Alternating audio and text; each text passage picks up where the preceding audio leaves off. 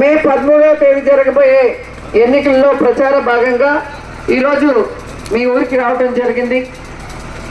ఈరోజు ఎన్నికలు అనగానే తెలుగుదేశం పార్టీ వాళ్ళు ఇప్పుడే వచ్చి వెళ్ళుంటారు, ప్రతి ఇంటికి జెండా పెట్టారు.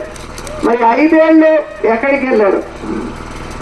కోవిడ్ టైంలో ఎక్కడికి వెళ్ళారు? 5 ఏళ్ళు ఎక్కడికి వెళ్ళారు? ఒకసారి మీరు అడిగితే బాగుంటుంది. ఎందుకంటే గత 5 ఏళ్ళు రాష్ట్రం విడిపోయిన తర్వాత ముఖ్యమంత్రి అయ్యాక చంద్రబాబు నాయుడు ఈ రాష్ట్రం అప్పుల్లో ఉంది, కష్టాల్లో ఉంది అని చెప్పి ప్రజలకి ఒక్క సంక్షేమ పథకం కూడా చేయకుండా, బాబు వస్తే జాబ్ వస్తుందని చెప్పి జాబ్ ఇవ్వకుండా, జాబ్ ఇవ్వకపోతే నిరుద్యోగ భృతి ఇస్తానని అది ఇవ్వకుండా, రైతు భరోసా అంటూ అది చేయకుండా, డ్వాక్రా రుణమాఫీ అని అక్క చెల్లెల్ని మోసం చేసి ఏ విధంగా వాళ్ళు దోచుకుని స్కాముల్లో ఇరుక్కున్నారో మొన్న జైల్లో పెట్టినప్పుడు మీరే చూశారు. మరి అదే విడిపోయిన రాష్ట్రం, నష్టాల్లో ఉన్న రాష్ట్రంలో జగన్మోహన్ రెడ్డి గారు ముఖ్యమంత్రి అయ్యే నాటికి చంద్రబాబు నాయుడు అప్పుల్లో ముంచేసి వెళ్ళాడు. ఖజానాలో 100 కోట్లు కూడా లేదు. అయినా ఈరోజు సమర్థవంతంగా పరిపాలిస్తూ రాష్ట్రాన్ని లాభాల బాటలు పట్టిస్తూ రాష్ట్రంలో అభివృద్ధి కార్యక్రమాలు చేస్తూ తానిచ్చిన మేనిఫెస్టో 99% పూర్తి చేసిన ముఖ్యమంత్రి జగన్మోహన్ రెడ్డి గారని మేము గర్వంగా చెప్పగలం.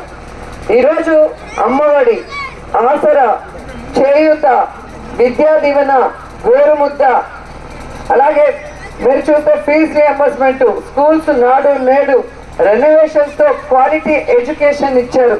అలాగే హాస్పిటల్స్ ని రెనోవేట్ చేసి అన్ని ఫెసిలిటీస్ ని కూడా ఇవ్వడం జరిగింది. అంతేకాకుండా ఈరోజు మన తిరుపతి జిల్లాలో వడమాలపేటని, పుత్తూరుని కలపడం జరిగింది. అలాగే నగిరి, నిండ్ర, విజయపురానికి రెవెన్యూ డివిజన్ సర్కిల్ చేసుకున్నాం. అలాగే డిఎస్పీ సర్కిల్ చేసుకున్నాం. మోటార్ వెహికల్ ఆఫీసులు 2, డిఎస్పీ ఆఫీసులు 2 చేసుకున్నాం. మా తాతలు నేతులు తాకారు, మా మూతులు వాసన చూడండి అని ఫలానా వాడి కొడుకులు నేను నాకు ఓటేయని అడుగుతున్నాడే తప్ప నువ్వేం చేస్తావు ఈ ప్రజలకే నేను అడుగుతున్నా.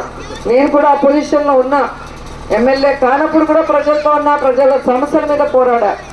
ఎమ్మెల్యేగా అపోజిషన్లో ఉన్నప్పుడు అసెంబ్లీలో పోరాడా. ఈరోజు ఈ 5 సంవత్సరాల్లో కోవిడ్ సమయంలో సర్వీస్ చేశాను, 3 సంవత్సరాల్లో డెవలప్మెంట్ చేశాను. ఈరోజు ఈ జిల్లాలో మంత్రులు కూడా చేసుకోలేనిది నేను చేసి revenue division, motor vehicle office, DSP ఆఫీసులు అన్నీ కూడా తీసుకొచ్చాను జగనన్న ఆశీస్సులతో. ఈరోజు ప్రజలందరూ కూడా గమనించాలి, 58 నెలలు ప్రతి ఒక్క పేదవాడికి కష్టాన్ని దూరం చేస్తూ వారిని పేదరికం నుంచి బయటికి తీసుకొచ్చే విధంగా ఏ పార్టీ అని చూడకుండా, ఏ కులం అని చూడకుండా, ఏ మతం అని చూడకుండా అర్హుడు అయితే చాలు అన్నట్టుగా వాలంటీర్ వ్యవస్థ ద్వారా ప్రతి పేదవాడికి అన్ని సంక్షేమ పథకాలు అందించడం జరిగింది.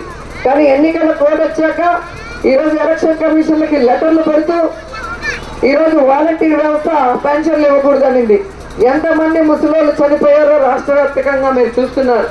2 నెలలనే ఇంత నరకం చూపిస్తున్నాడు మీ అందరికీ. అంటే ఇక రాబోయే కాలంలో మళ్ళీ వాలంటీర్లు తీసేస్తాడు, జన్మభూమి కమిటీలను తెచ్చుకుంటాడు, మళ్ళీ దోచుకుంటారు తప్ప ప్రజలకు ఎటువంటి ఉపయోగం ఉండదు. కాబట్టి ఖచ్చితంగా మనసున్న నాయకుడు, ప్రజలకి మంచి చేసిన నాయకుడు, ప్రతి గ్రామం, ప్రతి వార్డులో కూడా అర్హులైన అందరికీ సంక్షేమాన్ని కాదు అభివృద్ధిని కూడా అందించిన వ్యక్తి జగన్మోహన్ రెడ్డి గారు.